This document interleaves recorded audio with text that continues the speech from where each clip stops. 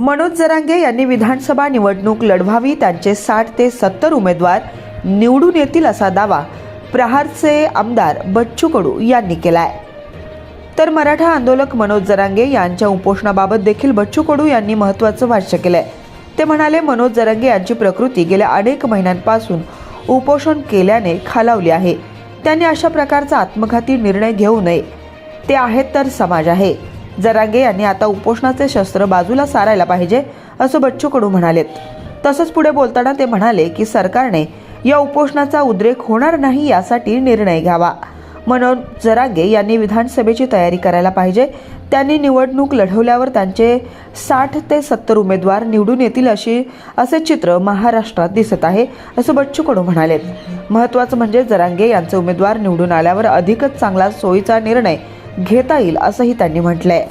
जनसबूत न्यूजच्या बातम्या पाहण्यासाठी आजच जनसबूत न्यूज चॅनलला सबस्क्राइब करा आणि बाजूला असणारे बेल आयकॉन प्रेस करा।